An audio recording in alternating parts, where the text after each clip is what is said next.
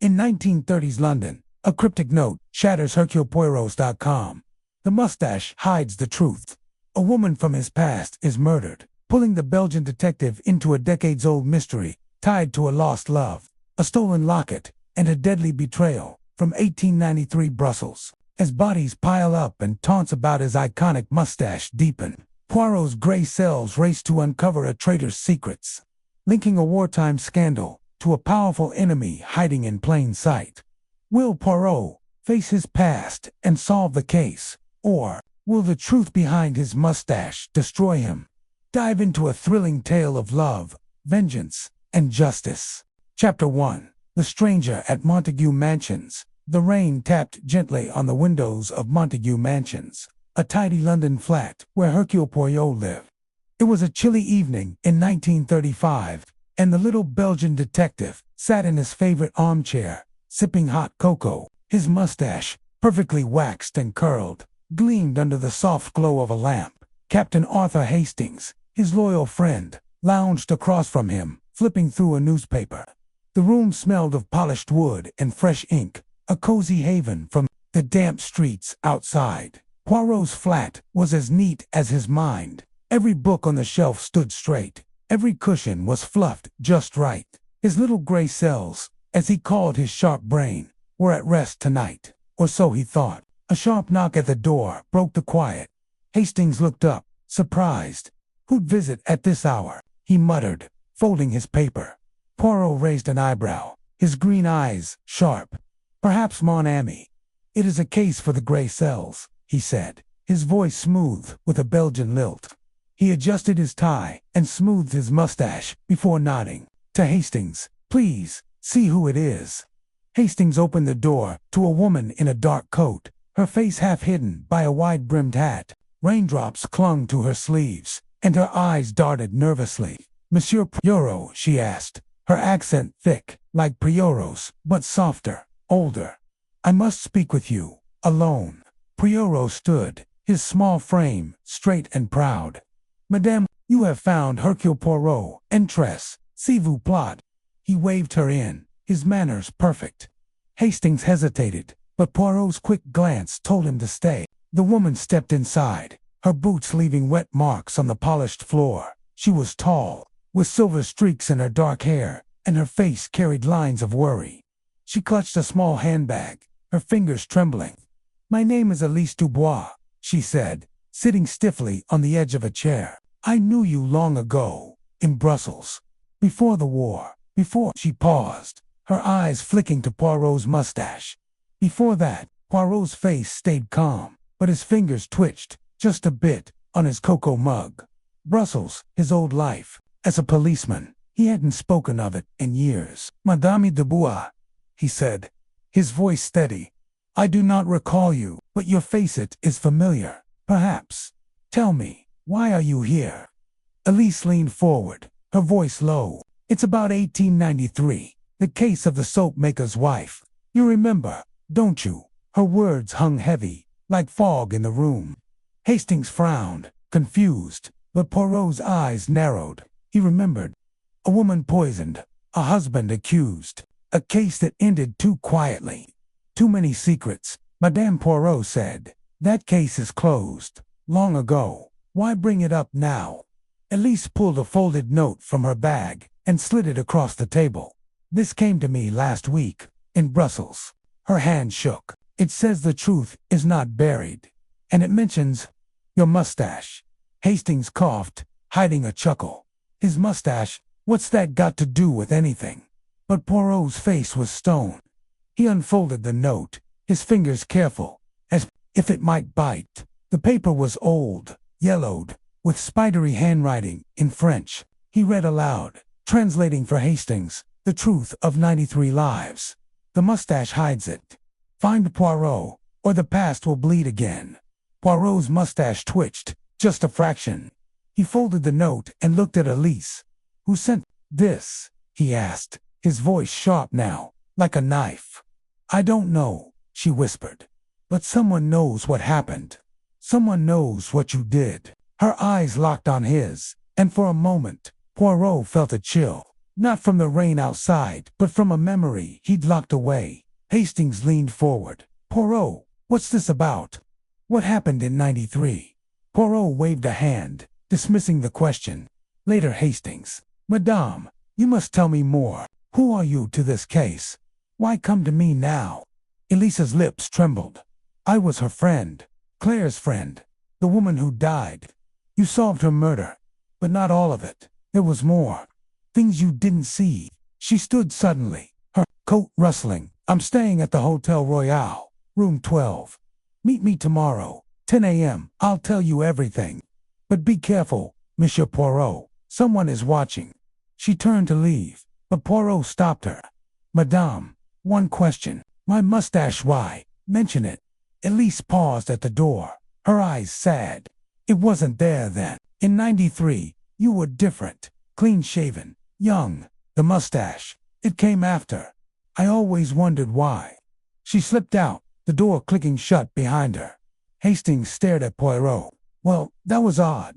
A case from '93, and your mustache. What's going on, old chap? Poirot didn't answer right away. He walked to the mirror, studying his reflection. His mustache, his pride, curled perfectly above his lip, but his eyes held a shadow. Hastings, he said softly, some pasts do not stay buried. This note, it is a challenge to me, to my gray cells.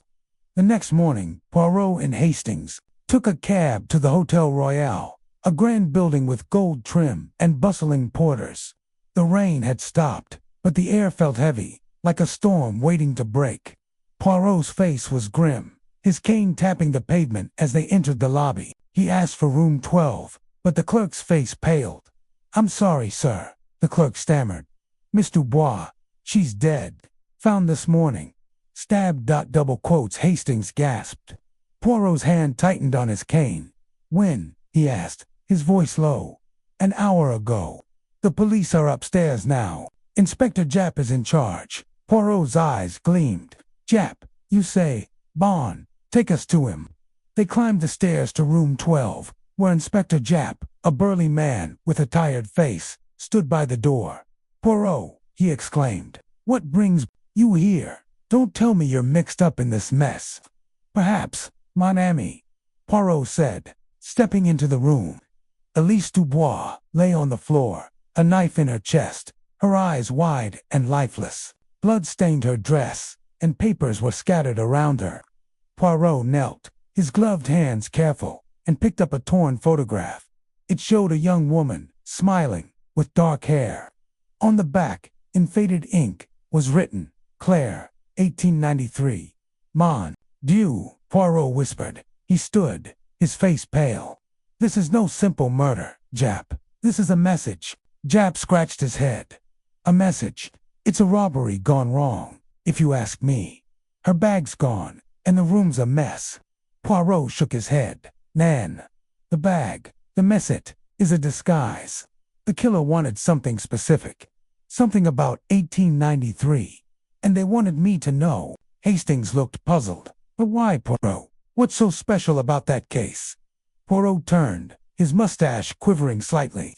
In 1893, I was a young policeman in Brussels.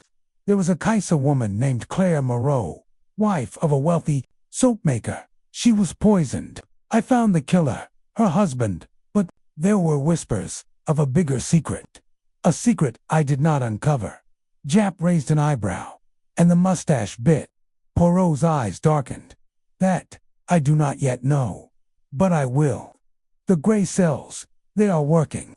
They searched the room, Poirot's sharp eyes catching details Japp missed. A crumpled train ticket to Brussels. A locket, half open, with a tiny key inside. And, under the bed, a single hair-long, silver-like Elise's. Poirot pocketed it, his mind racing. Back at Montague Mansions, Poirot sat silently, the note from Elise on the table. Hastings paced, frustrated. Poirot, you've got to tell me more. Who was Claire? Why is this mustache business so important? Poirot sighed, a rare crack in his calm. Claire was special. To me. To Brussels. Her death changed things. I was young, Hastings. I thought I knew everything. but I missed something. And now, someone wants me to pay for it." He stood, his small frame suddenly fierce. "Tomorrow, we go to Brussels. The answers are there, in my past, in the case of 93. And in this." He touched his mustache, his eyes burning with purpose. Hastings nodded, though worry creased his face. "Right, then, Brussels it is. But, Poirot, are you sure you're ready to dig up the past?" Poirot smiled, a small, sad smile. "Mon ami, the past has found me." And Hercule Poirot does not run from a challenge. As they prepared for the journey, Poirot looked at the photograph of Claire again. Her smile haunted him. The mustache, he thought, was more than vanity. It was a reminder of her, a failure, and now, of a truth he had to face. The rain started again, tapping the windows like a warning. Poirot straightened his tie, waxed his mustache, and prepared to meet his past. Chapter 2. The Brussels Enigma. The train to Brussels rattled through the morning mist, its whistle sharp against the quiet countryside. Hercule Poirot sat by the window, his gloved hands folded, his mustache perfectly groomed despite the early hour. Captain Hastings, across from him, fidgeted with his hat, his face a mix of excitement and worry. The events of the previous night, Elise Dubois's murder. The cryptic note, the mention of Poirot's mustache hung heavy between them. London was far behind now, and Brussels, with its old secrets, lay ahead. Poirot's eyes, sharp and green, stared at the passing fields, but his mind was elsewhere. 1893. Brussels, a time when he was young, ambitious, and clean-shaven, a policeman with dreams of justice. The case of Claire Moreau, the soapmaker's wife, flickered in his memory like a half-forgotten dream. Poisoned, a husband convicted, a puzzle solved, or so he'd thought. Now, Elise's death and that strange note suggested he'd missed something.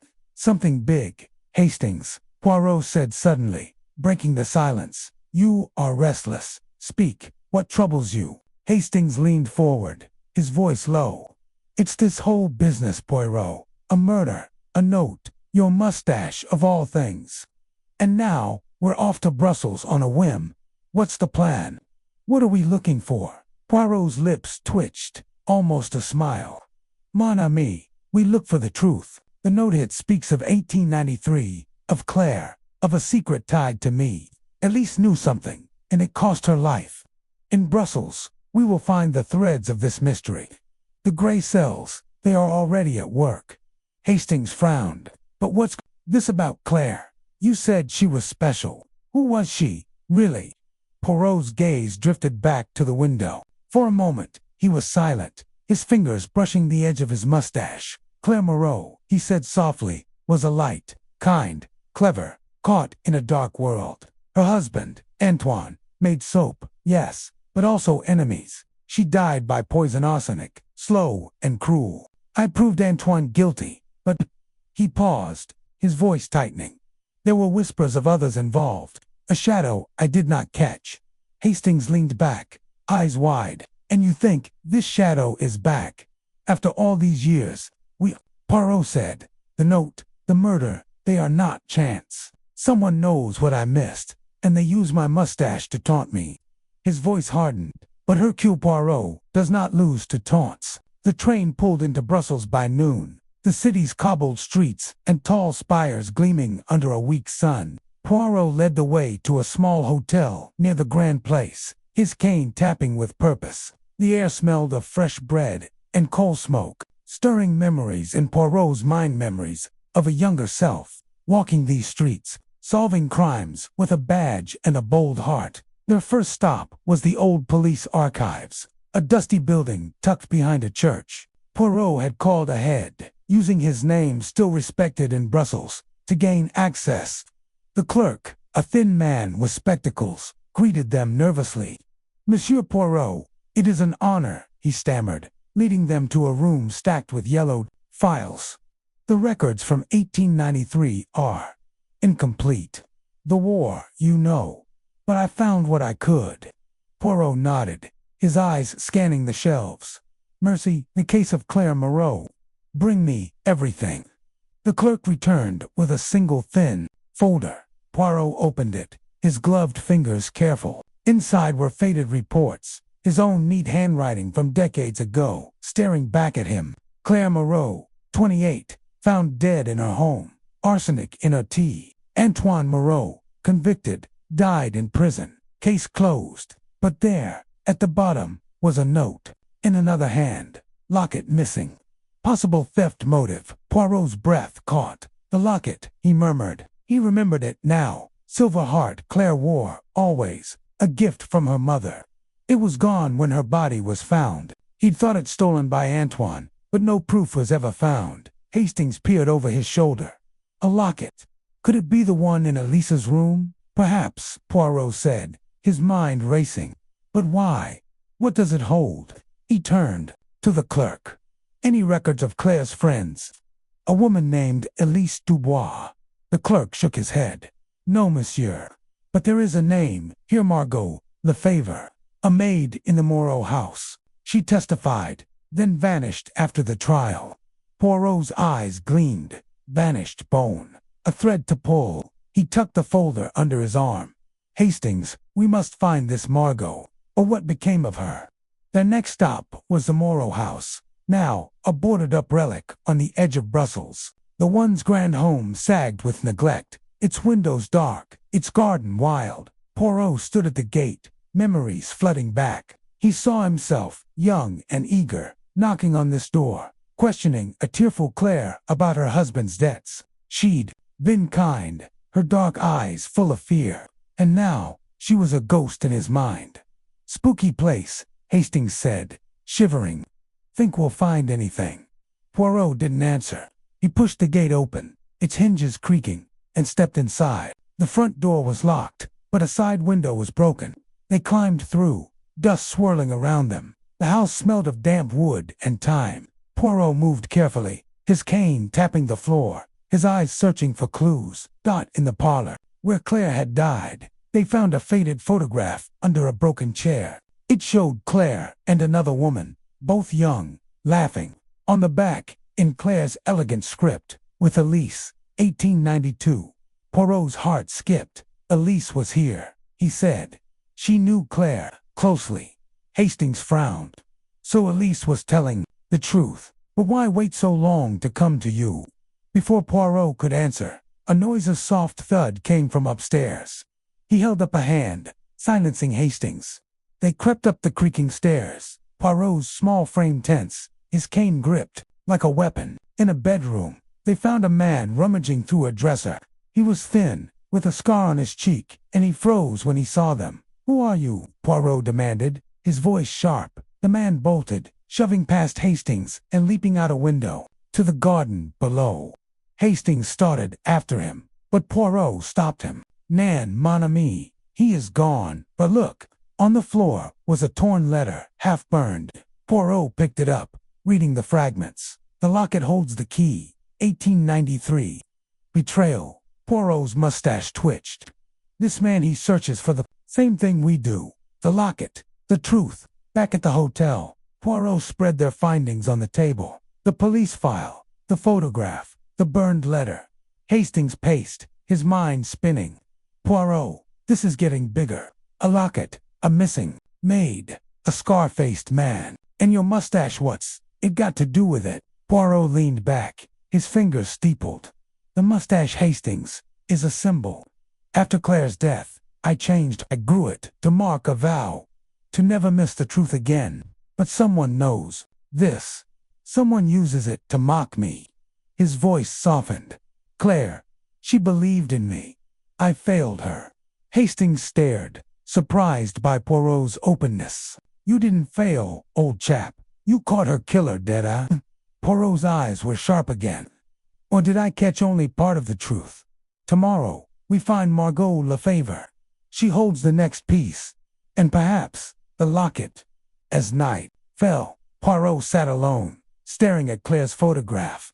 The Brussels air carried echoes of his past cases solved, mistakes made, a young woman's smile.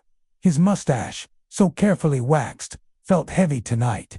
A shield, yes, but also a weight. He closed his eyes, his gray cells humming, determined to unravel the enigma of 1893. Chapter 3. The Mustache's first appearance. The Brussels morning was crisp, the air thick with the scent of coffee and damp stone.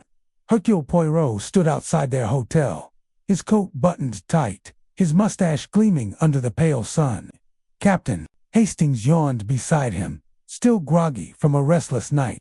The mystery of Elise Dubois's murder and the cryptic note about Poirot's mustache weighed heavy on them both.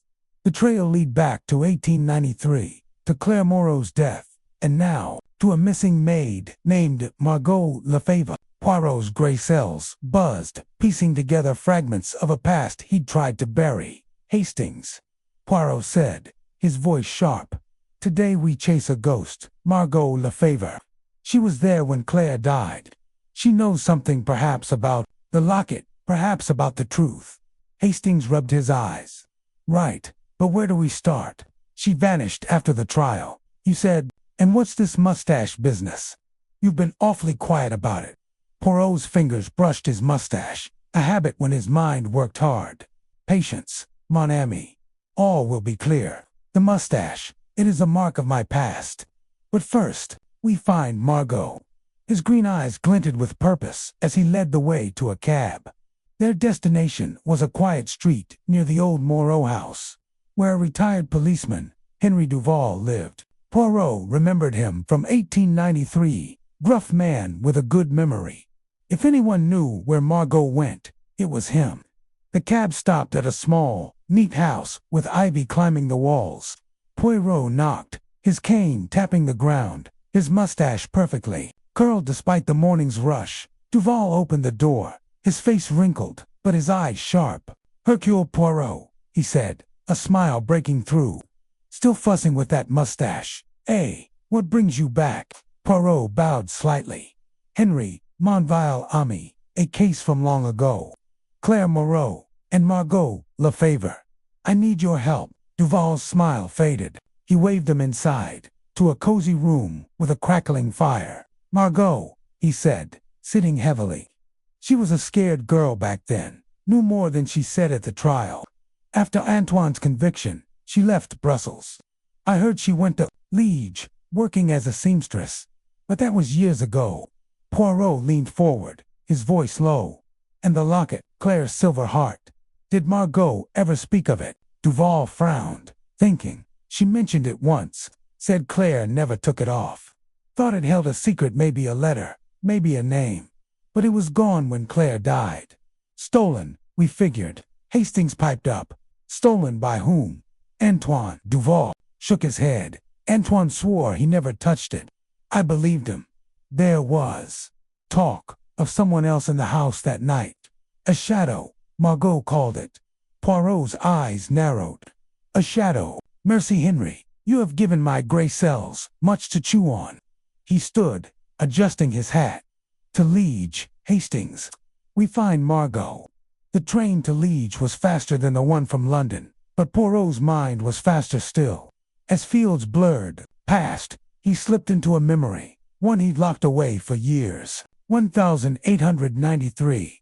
Brussels. A younger Poirot, clean-shaven, stood in the Moreau parlor, questioning Claire. She was pale, her dark hair loose, her silver locket glinting at her throat. She loved Antoine, she said, but feared his temper, his debts. Poirot had been drawn to her kindness, her quiet strength. When she died, poisoned, he threw himself into the case, desperate to prove his worth. He caught Antoine, but the victory felt hollow. Claire's locket was gone, and her eyes haunted him. The memories shifted. Months after the trial, Poirot stood before a mirror, his face bare, his heart heavy. Claire's death had shaken him, his first big case, and he'd missed something. A vow formed to never fail justice again. He let his mustache grow, a mark of that promise, a shield against the pain of failure. It became his pride, his symbol, but also a reminder of Claire Poirot. Hastings's voice snapped him back. You're miles away. What's on your mind? Poirot sighed, his fingers touching his mustache. The past, mon ami. Claire was important. Her death changed me. The mustache, it began then. For her. Hastings's jaw dropped. For her, you mean, you loved her? Poirot's eyes softened, a rare crack in his calm. Not as you think, Hastings. I admired her. Her courage, her heart. When she died, I swore to be better. The mustache marks that vow. But now, someone uses it to mock me. They reached Liege by afternoon, a bustling town with narrow streets and busy markets.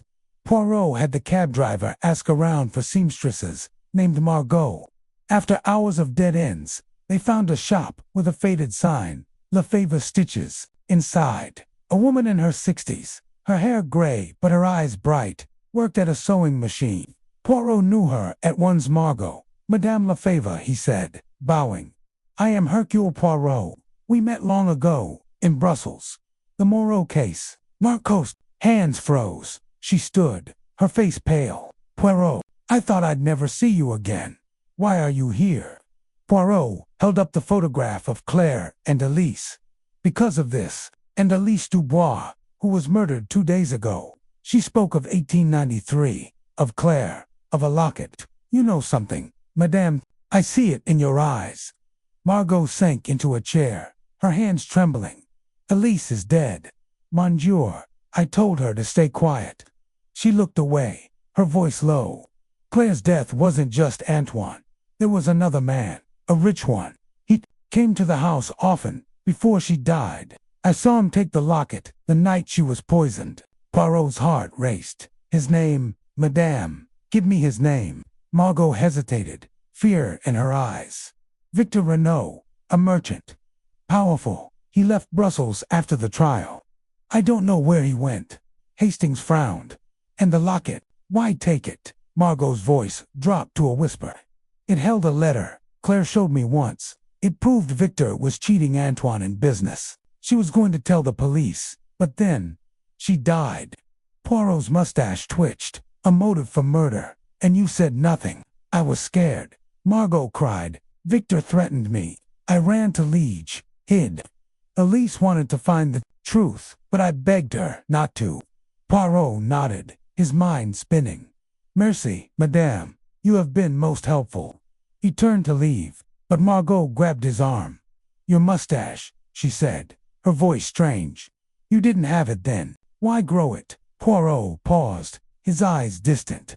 To remember, Madame, to never forget. He tipped his hat and left, Hastings hurrying behind. Back at the hotel, Poirot spread out their clues. The police file, the photograph, the burned letter, and now Margot's story. Victor Renault, he said, pacing. A man with power, with secrets. He took the locket to hide his guilt. But why now? Why kill Elise after all these years?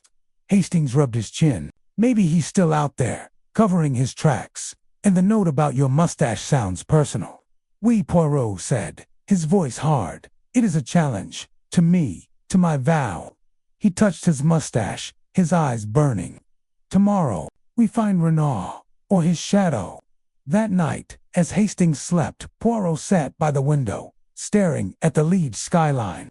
Claire's face danced in his mind, her smile, her locket, her trust in him. The mustache, once a badge of honor, felt like a weight again. But his gray cells were alive, weaving threads of truth. Victor Renaud was out there, and Poirot would find him. Chapter 4. A trail of secrets to Liege. Morning buzzed with market noise, carts rattling, and voices calling over the cobblestones. Hercule Poirot stood outside the hotel, his coat crisp, his mustache perfectly waxed, despite the weight of the mystery pressing on him. Captain Hastings, rubbing sleep from his eyes, joined him, clutching a cup of strong coffee. The trail of Elise Dubois's murder and Claire Moreau's death from 1893 had led them here, to a name, Victor Renaud. A powerful merchant, a thief of Claire's locket, and now, perhaps, a killer. Poirot's gray cells hummed, piecing together the puzzle of a past he thought he'd solved. Hastings, Poirot said, his voice sharp, today we hunt a shadow. Victor Renaud. He holds the key to Claire's death and Elise's. We must find where he went after 1893. Hastings gulped his coffee, wincing at the heat. Right, but how? Margot said he left Brussels. He could be anywhere. London, Paris, or Timbuktu, for all we know. Poirot's eyes glinted, a small smile tugging at his lips. Nan mon ami, a man like Renaud does not vanish completely. He leaves traces: money, power, pride. We start at the source, his business. He tapped his cane on the ground, signaling a cab to the Brussels Chamber of Commerce, VIT. The cab wound through Liège's busy streets, then onto a train back to Brussels. Poirot sat quietly, his fingers brushing his mustache, his mind drifting to 1893. He saw himself, young and clean-shaven, standing in the Moreau house, questioning Claire. Her dark eyes had been full of fear, her silver locket catching the light, as she spoke of her husband's debts to a man named Victor. Poirot had focused on Antoine, the jealous husband, missing the bigger shadow, Victor Renaud. The locket, Margot said, held a letter proving Victor's crimes. Poirot's failure to see it then stung like a fresh wound. His mustache, grown as a vow to never fail again, felt heavy today in Brussels. The Chamber of Commerce was a grand building with marble steps and tall windows. Poirot marched in, his small frame radiating purpose. A clerk, young and nervous, looked up as they approached. "Monsieur Poirot," he stammered, recognizing the name. "How may I help?" "Records," Poirot said, his voice firm. "Victor Renaud, merchant, active in 1893. I need his business dealings, his address, his life." The clerk scurried off, returning with a dusty ledger. Poirot's gloved hands flipped through it, his eyes scanning names and dates. Renaud had owned a soap factory, a rival to Antoine Moreau's, with ties to banks and politicians. In 1894, he sold his business and left Brussels. The ledger listed a forwarding address, a townhouse in London's Mayfair. "London," Hastings exclaimed. "He's been under our noses." "Perhaps," Poirot said, his mustache twitching. "But there is more." He pointed to a note in the ledger. "Renaud, partner in Moreau case, suspected of fraud, never charged." Poirot's eyes narrowed. Fraud, the letter in Claire's locket, was evidence. He killed to hide it. They left the chamber, but as they stepped onto the street, a man bumped into Hastings, hard. He was tall, with a scar on his cheek, the same man from the Moreau house. Before Hastings could grab him, he vanished into the crowd. Poirot's hand shot out, snatching a scrap of paper. The man dropped. It was a ticket stub, London to Brussels, dated 2 days ago, the day Elise died. "Monsieur," Poirot whispered, "he follows us, or he leads us." He pocketed the stub, his mind racing, to London Hastings. But first, one more stop. Their next destination was a small cafe near the Grand Place, a favorite of old policemen.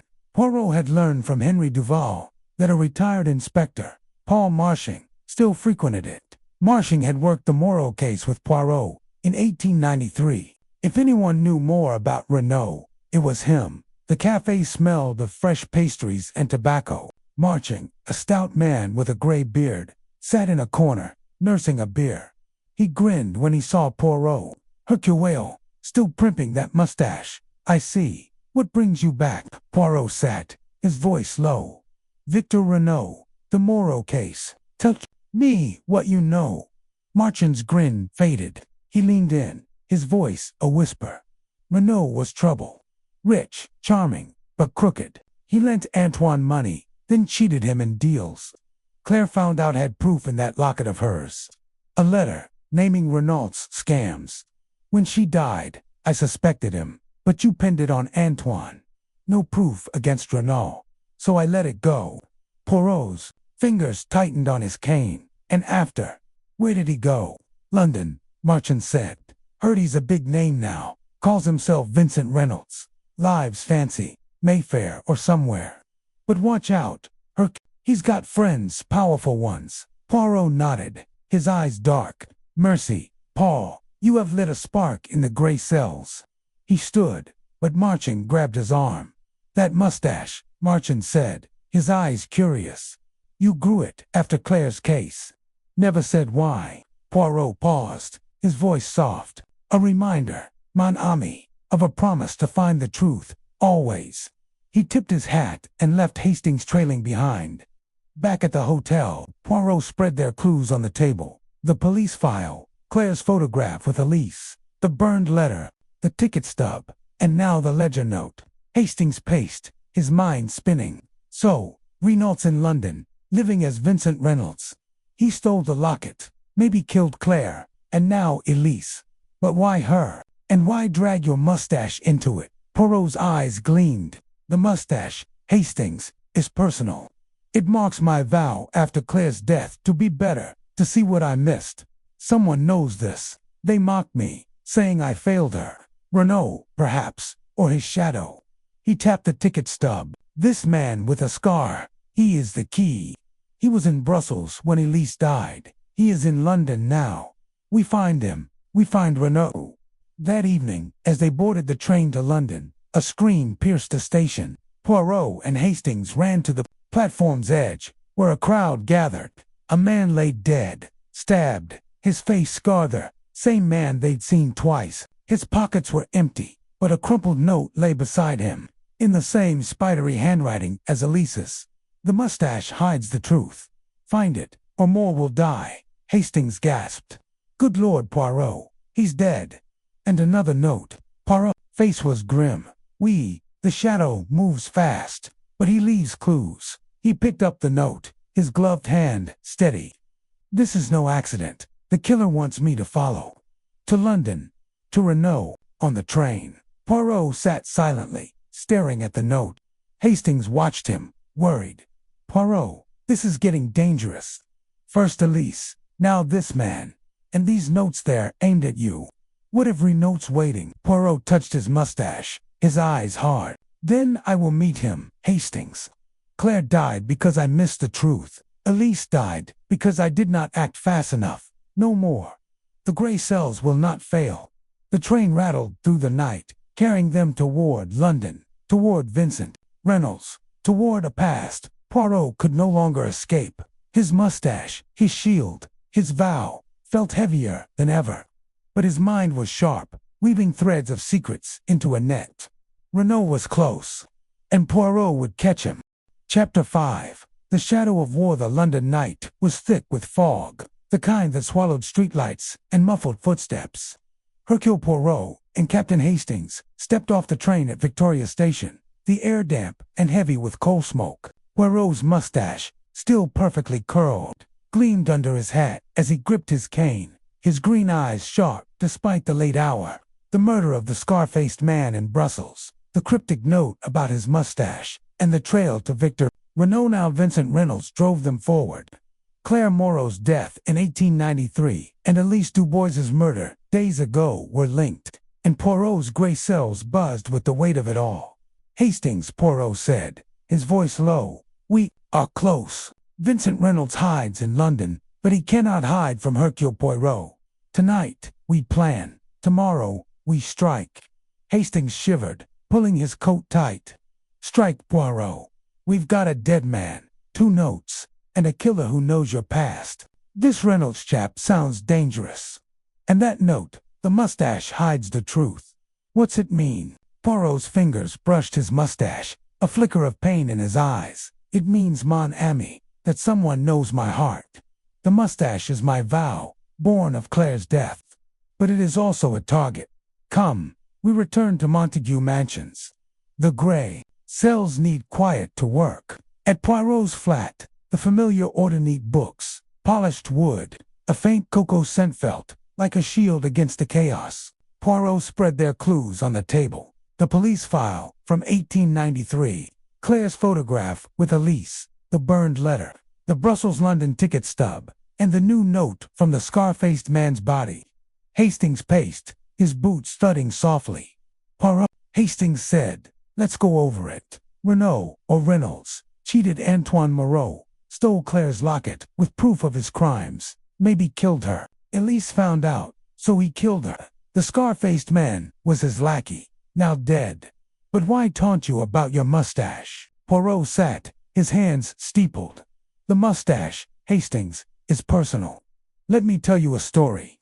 His voice softened, pulling him back to a time he rarely shared. In 1914, during the Great War, I was no longer a policeman.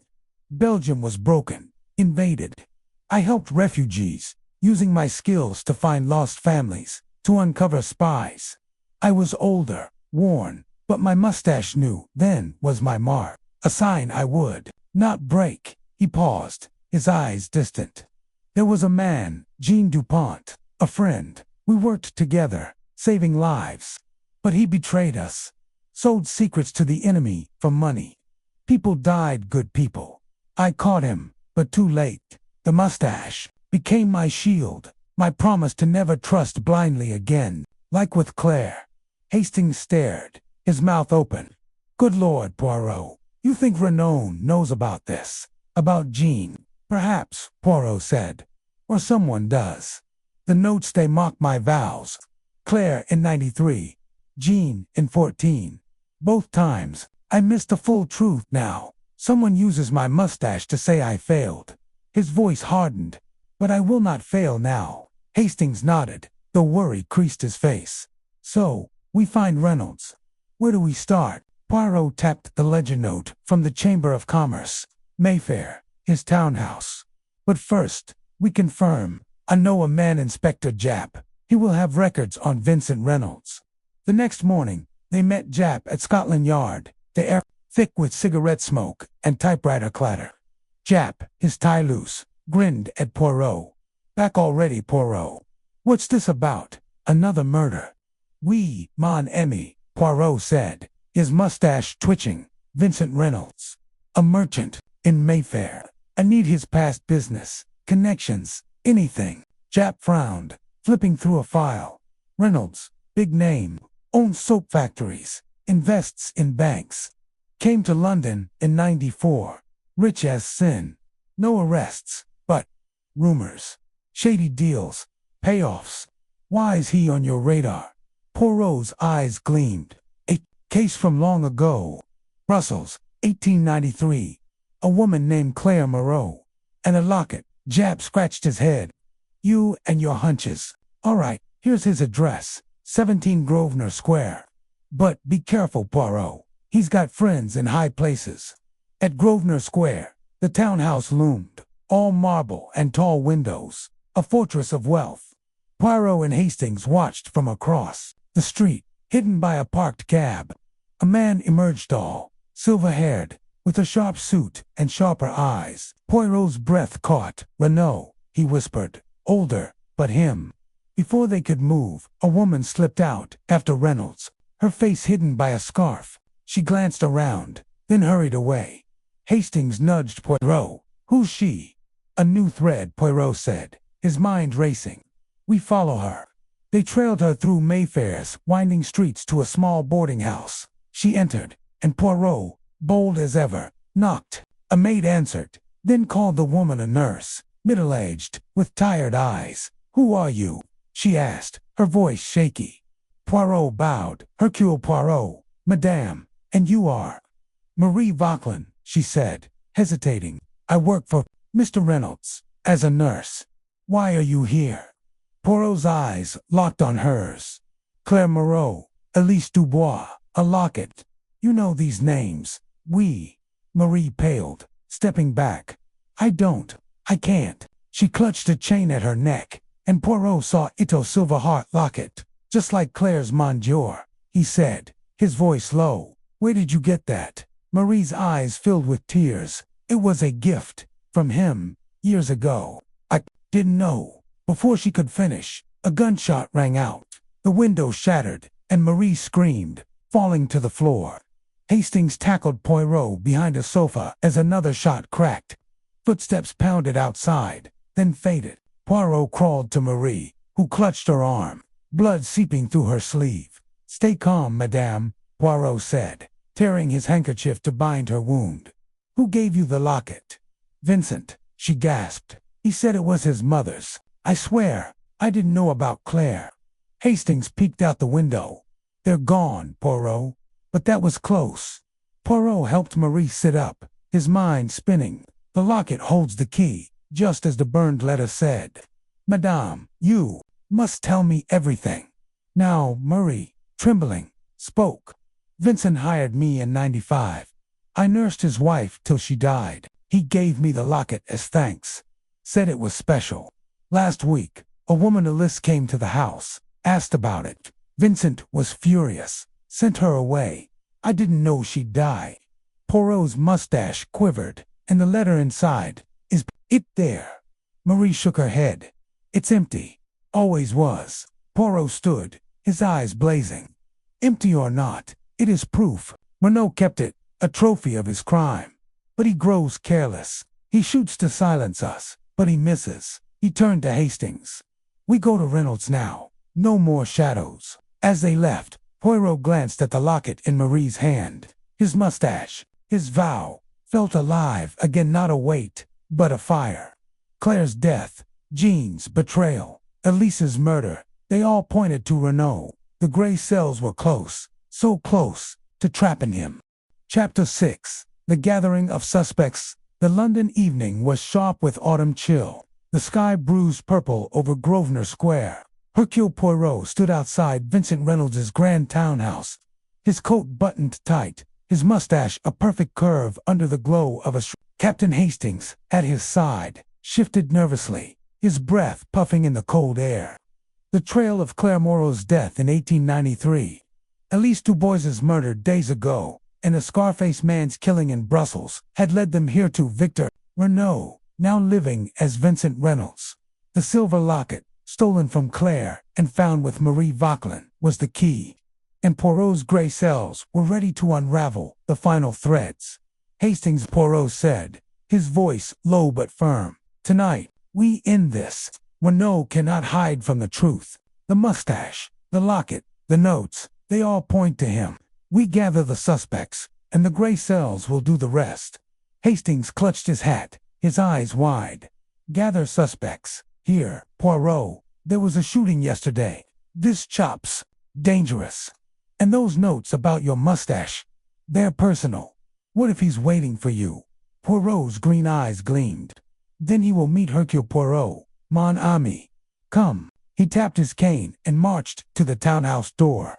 Knocking with sharp purpose, a butler, stiff and gray-haired, answered. Poirot handed him a card. Hercule Poirot, to see Monsieur Vincent Reynolds. It is urgent. The butler hesitated, then led them to a lavish parlor, marble fireplace, velvet chairs, a crystal chandelier sparkling above. Reynolds stood by the fire, tall and silver-haired, his sharp eyes narrowing as Poirot entered. Monsieur Poirot, Reynolds said, his voice smooth but edged. The famous detective. To what do I owe this visit? Poirot bowed slightly, his mustache twitching. A matter of truth, Monsieur Reynolds, or should I say, Victor Renaud, from Brussels, 1893. The death of Claire Moreau, the murder of Elise Dubois. Shall we discuss? Reynolds's face tightened, but he forced a smile. A misunderstanding, I'm sure. Join me for dinner, we'll talk. He rang a bell, and the butler ushered in 3 others. Marie Vauquelin, the nurse with Claire's locket, a Belgian diplomat named Claude Berger, short and sweaty, and a journalist, Sophie Laurent, with sharp eyes and a notebook. Poirot had requested their presence through Jap, knowing each was tied to Renaud's world. As they sat at a long dining table, Hastings whispered Poirot, "Why these people? What's the plan?" Poirot's eyes flicked to him. "Observe, mon ami, each has a piece of a puzzle. The gray cells will weave it together." Dinner was tense, the clink of silverware loud in the silence. Poirot stood, his small frame commanding the room. "Mesdames et messieurs," he began, "we are here for justice. In 1893, Claire Moreau died, poisoned in Brussels. Her husband, Antoine, was convicted, but a locket, her silver heart, vanished. It held a letter proving Victor Renaud's fraud. Now, Elise Dubois, Claire's friend, is dead, and a man with a scar, likely Renaud's ally, lies dead in Brussels. All roads lead here." He pointed at Reynolds. "To you?" Reynolds laughed, cold and sharp. "Nonsense, Poirot. I'm Vincent Reynolds, a businessman. I left Brussels long ago. You have no proof." Poirot's mustache quivered. "No proof. The locket, found with Madame Vauquelin, was Claire's. You gave it to her. A trophy of your crime. Marie gasped, clutching the locket at her neck. I told you. Vincent said it was his mother's. I didn't know. Claude, the diplomat, shifted uncomfortably. This is absurd. I knew Renault in Brussels, yes, but I'm a diplomat now. I've done nothing wrong. Sophie, the journalist, scribbled furiously. This is a story. Monsieur Poirot, what about the notes? The ones about your mustache? Poirot's eyes darkened. The notes. They say the mustache hides the truth. They mock me, yes, but they revealed the killer's heart. He turned to Reynolds. In 1893, I was young, clean-shaven, a policeman in Brussels. I loved Claire not as a lover, but as a soul of courage. She trusted me to save her, but I failed. I caught Antoine, but you, Renault, were the shadow. You cheated Antoine, drove him to ruin. When Claire found proof a letter in her locket poisoned her, Reynolds' face reddened. Lies. You can't prove it. Poirot held up a hand. The locket was empty when given to Madame Vauquelin, but the letter it was burned. We liked the note we found in the Moreau house. You kept the locket, a prize, but destroyed the evidence. Then Elise came, asking questions. You killed her to silence her. Marie sobbed. I didn't know. Vincent was kind to me. Claude banged the table. Enough. I won't sit here and be accused. Sophie leaned forward, eyes gleaming. But Monsieur Poirot, the mustache. Why mention it? Poirot touched his mustache, his voice soft. After Claire's death, I was broken. I had missed the truth. I grew this mustache as a vow to be better, to see clearly, to honor her courage. In 1914, during the war, I faced another betrayal. A friend, Jean Dupont, sold secrets, cost lives. Again, I vowed to never fail.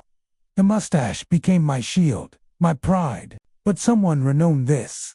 He used it to taunt me. Reynolds stood, his voice icy. You're mad, Poirot. You weave stories, but where's your proof?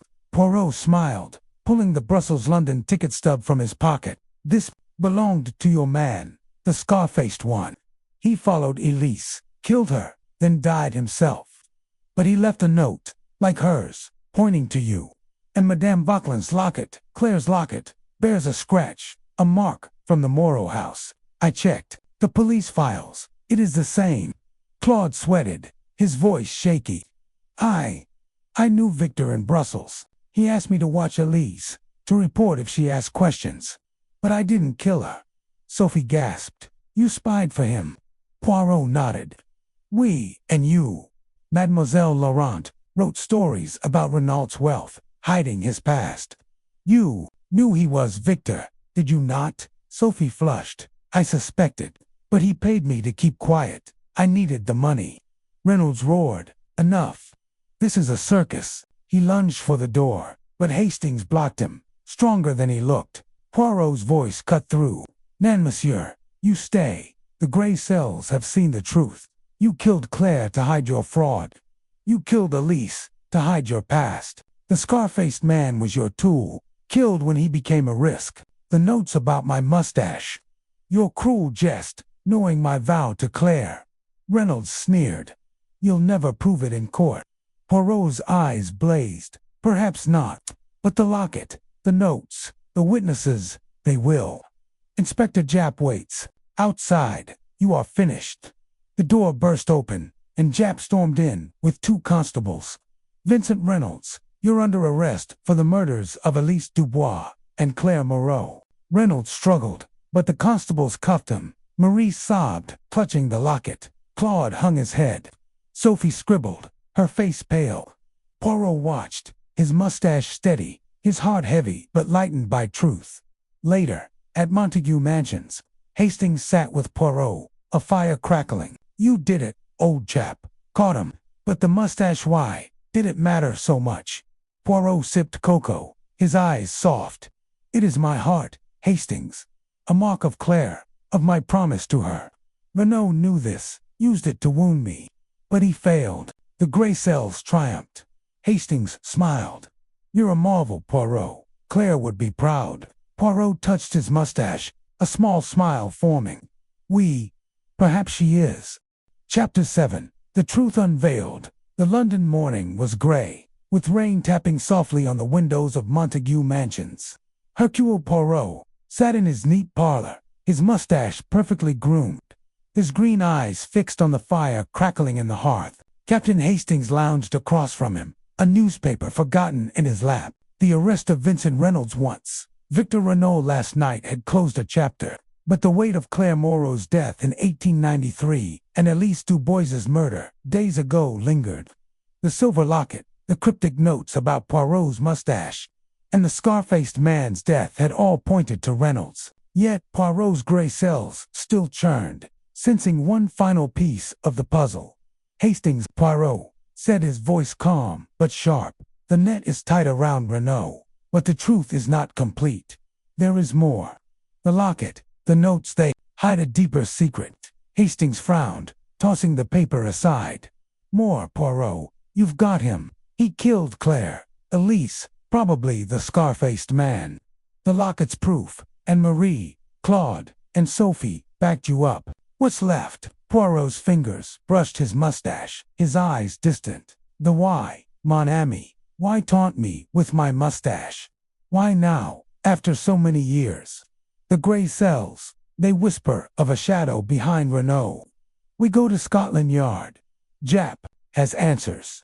They arrived at Scotland Yard, where Inspector Jap greeted them in a smoky office, his tie crooked as usual. "Poirot, you're a marvel," Jap said, grinning. "Reynolds is locked up, ranting about his innocence. We found papers in his house, business deals, bribes, all tying back to Brussels. But what's this about more?" Poirot sat, his cane resting across his knees. "The locket, Jap. It was empty when given to Marie Vauquelin. But Claire's letter, the one proving Renault's fraud, it was burned. I must see his papers. There is a code, a message, something he hides." Jap led them to a room piled with boxes from Reynolds's townhouse. Poirot's gloved hands moved like a surgeon's, sifting through ledgers, letters, and receipts. Then, in a locked box, he found a small notebook, its pages filled with numbers and initials. "A code," Poirot murmured, his eyes gleaming. "From 1893. And later, 1914, the war." Hastings leaned over. "The war? You mean like Jean Dupont, your traitor friend?" "Oui," Poirot said, his voice low. "Jean betrayed me in 1914, sold secrets to the enemy. I thought him gone, dead or fled. But this notebook, it links Renault to the war, to secrets sold." He flipped the page, his finger stopping on an entry. "JD2 VR, 1914. Payment for locket's contents." "Mon Dieu," Poirot whispered. Jean Dupont was Renault's ally. The locket's letter, was not just about fraud, it was about treason. Jap scratched his head. Treason, in 93. The war was years later. Poirot's mustache twitched. "Nan, Jap, the letter Claire had named Renault's early crimes." "Yes, but also his ties to men who later became enemies in the war.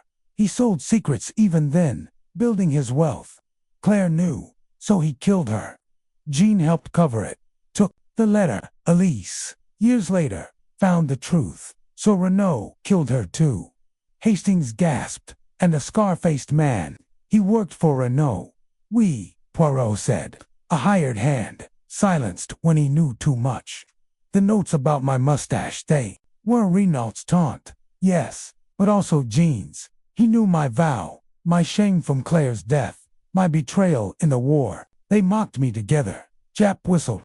"So where's this Jean Dupont now?" Poirot's eyes darkened. "That, we find out.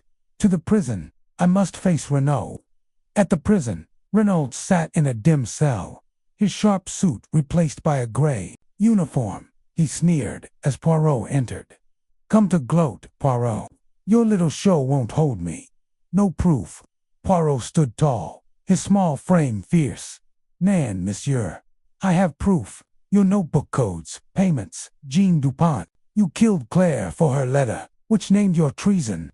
You killed Elise to hide it. And your man, the scar-faced one, died when he became a risk.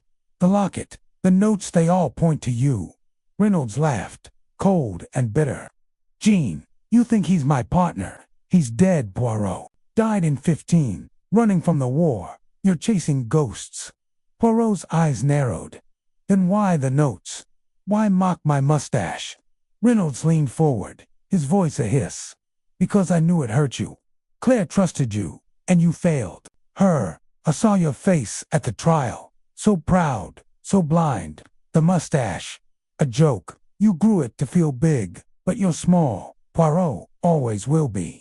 Poirot's hand tightened on his cane, but his voice stayed calm. You are wrong, Renaud. The mustache is my vow to Claire, to justice.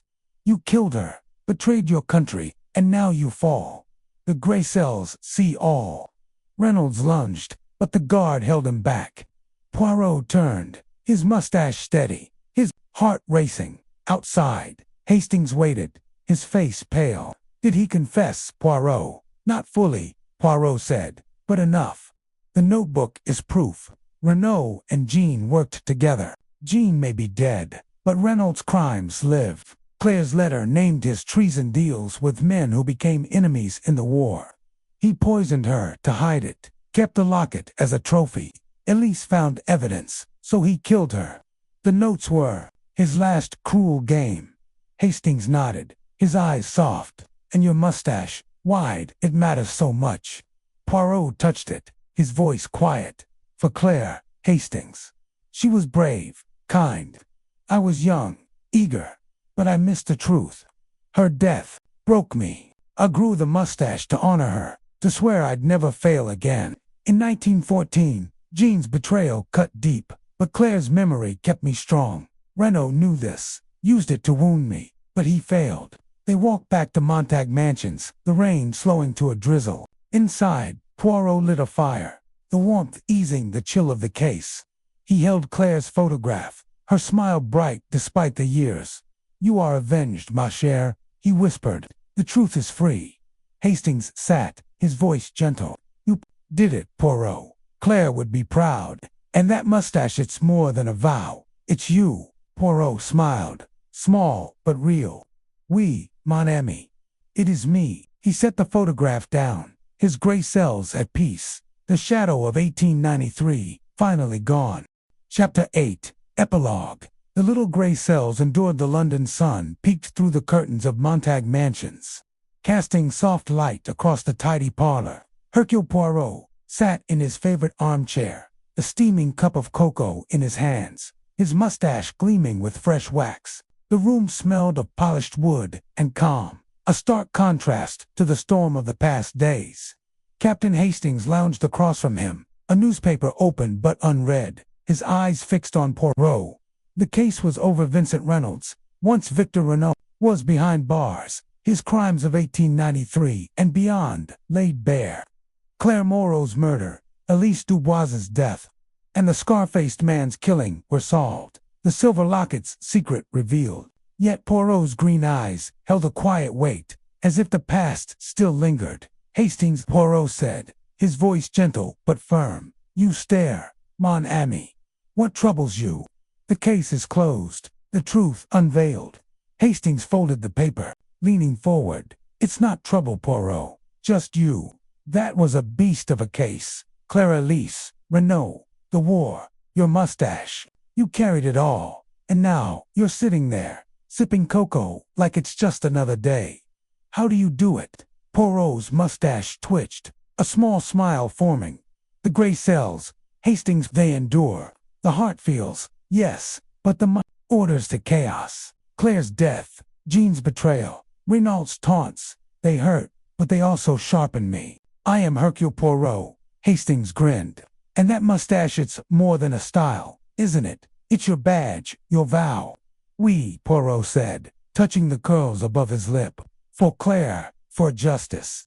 In 1893, I was young, blind, to the full truth. Her death taught me to see. The mustache grew to mark that lesson, to honor her courage. When Jean betrayed me in the war, it became Mara's shield, a reminder to trust my gray cells above all.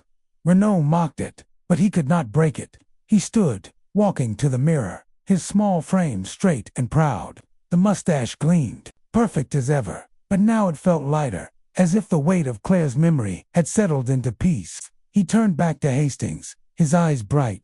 The past shapes us, mon ami, but it does not rule us. The gray cells, they move forward. Hastings nodded, his voice soft. You've done her proud, Poirot. Claire, Elise, even Jean, they're at rest now. And you? What's next? Poirot's smile widened, a spark of mischief in his eyes. Next? Why, another case. Of course. The world is full of puzzles, and Hercule Poirot does not rest. He picked up a letter from the table, its envelope crisp and new. This arrived today. A lady in Devon, a missing diamond, perhaps a challenge for the gray cells. Hastings laughed, standing. You're impossible, Poirot. But I'm in. Let's go solve it. Poirot waved a hand, his voice playful. Patience, mon ami. First we finish the cocoa, then the diamond. He sat again, sipping slowly, the fire crackling softly.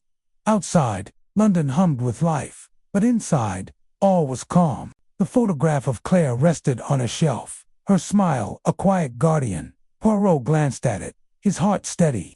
The locket was recovered, the truth was free, and his mustaches stood proud as Hastings chatted about Devonport. Mind wandered, just for a moment, to Brussels, to a young woman's courage, to a vow made long ago.